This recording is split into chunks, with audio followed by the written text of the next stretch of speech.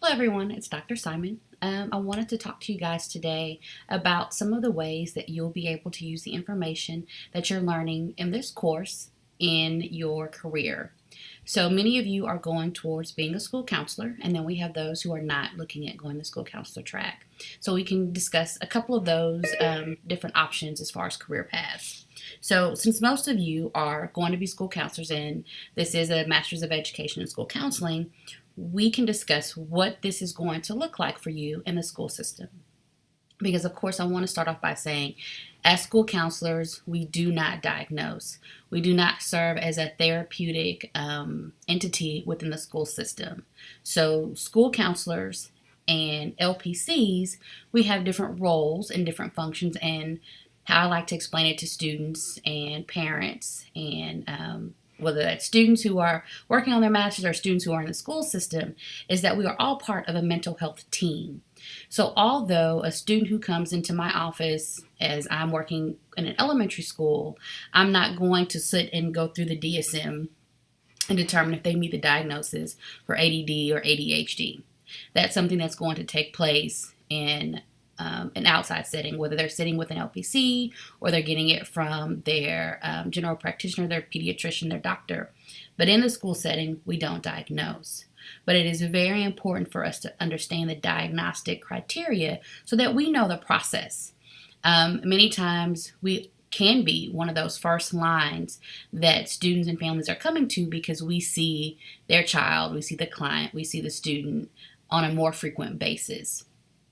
So they may come to us and ask, what does this process look like? I'm kind of concerned because I'm noticing these certain behaviors in my child, and what are some of your recommendations?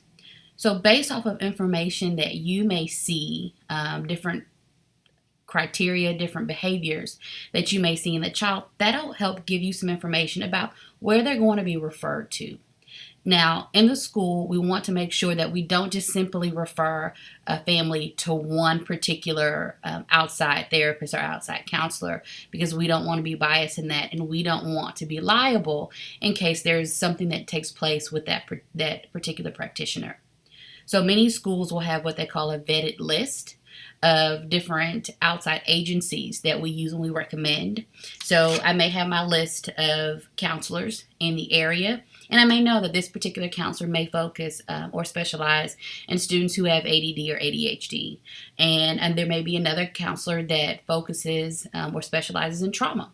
Maybe there's been grief or there's been some type of abuse that's taken place. And so the better counselor for that student, and I'm going to use the word student and client interchangeably, so kind of follow me there.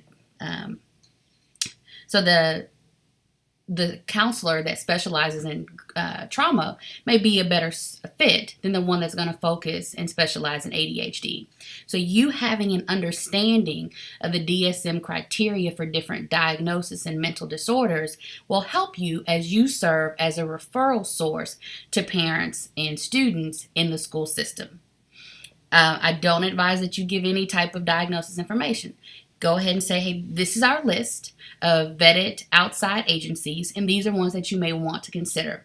And look at the different specialties and say, this may be one, or this area. You don't want to just suggest just one, just in case for some reason there's going on. Leave the family the opportunity to choose where they want to go. It's also very helpful for you to understand the diagnosis when you have students who come in and they may already have that diagnosis. They may have already gone to see their pediatrician. They may already be working with an outside therapist. And so as a counselor, I have had students and parents who come in and say, hey, we've been meeting with an outside therapist, and according to the therapist, they're diagnosing my child with bipolar disorder. So you want to be able to understand, what does that look like? What does that mean? Although the behaviors may differ, we have the criteria, but you'll see that when you're going through the criteria on the DSM, they may not fit every one of those. Every one of those may not be a behavior that's going to manifest in that child, but it gives you an idea. So we use the DSM as a way to learn more about the diagnosis and more about the criteria, and to have an understanding of what characteristics and behaviors may manifest themselves in people. Also very helpful too, not just with students, but also with their family members. The student may not have any mental diagnosis at all, but they may be living in a home where there's a parent, a sibling, or some other family member or friend who's living in that home that may have that diagnosis. And that may help give you more information about what their home life may be and what they may be dealing with in ways to help them cope and find different coping mechanisms, strategies, different interventions for what may be happening. You may have a student who does not display any signs of any mental disorder, but maybe they have a parent who is bipolar or who has an alcohol addiction. Well, the parent's behaviors also affect the child. And so when you're working with them, having a better understanding of what last night just may have been for them. Maybe it was one of those times where the parent was on an alcoholic binge and so they were afraid. And so instead of being able to do their homework, they were trying to find a safe place to be hidden and not seen and to be out of the area so that they wouldn't be the recipient of any of the negative behaviors exhibited by the parent, the sibling, or someone else living in the home.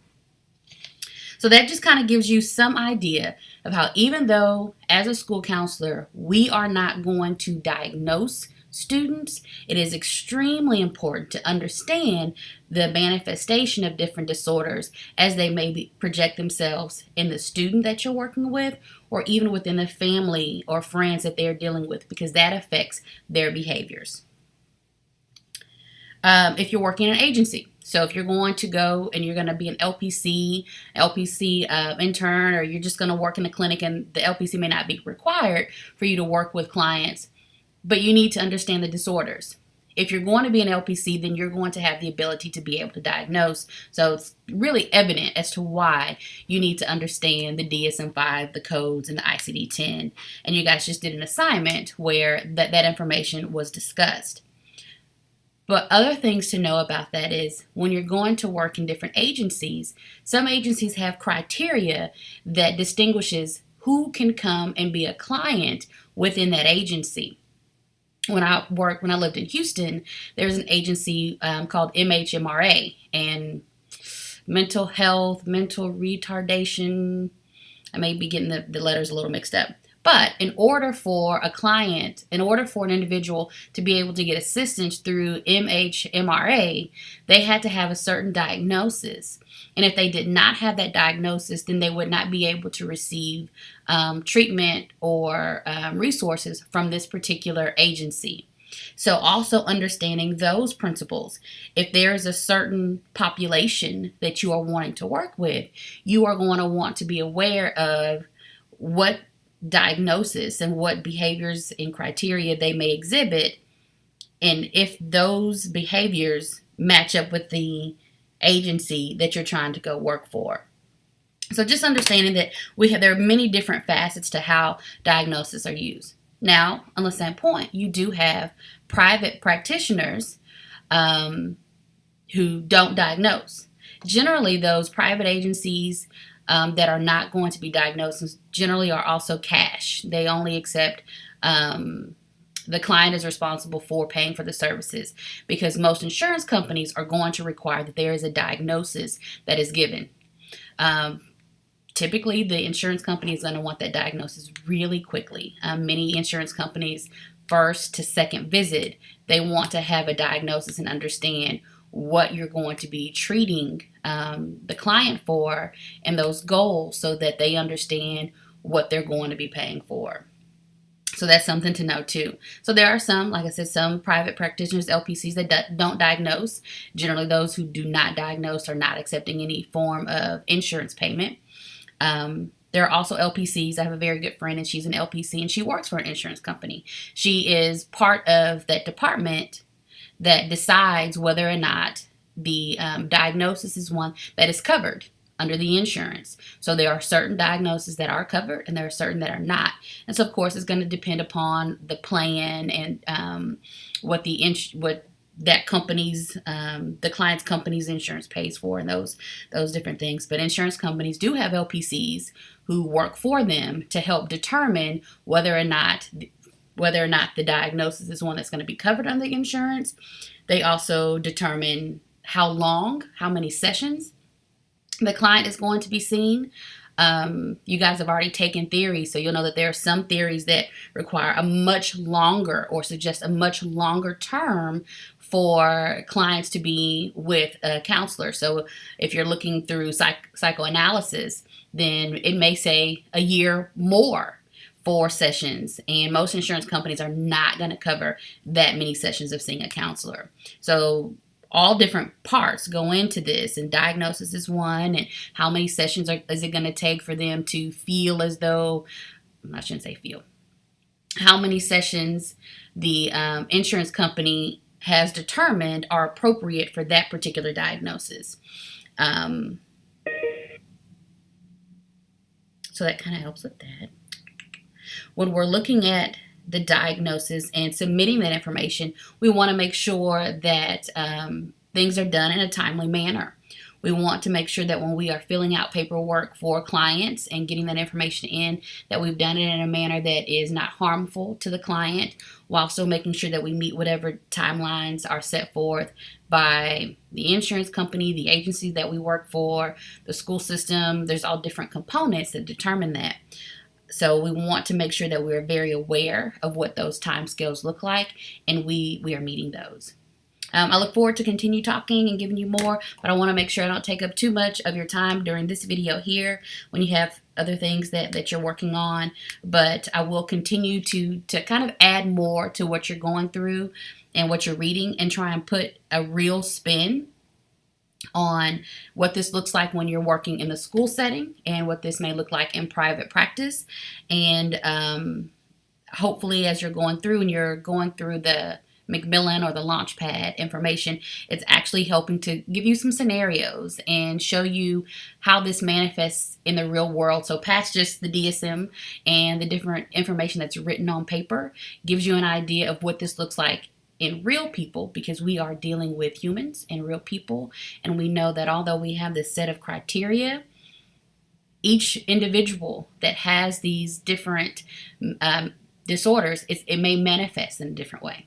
All right, I look forward to reading more of your information. Great job so far. I really like to see how some of you have put together the different charts as you're comparing the different disorders as we go along. So I look forward to learning and seeing more of the products that you all produce. Thank you, and you guys have a great evening.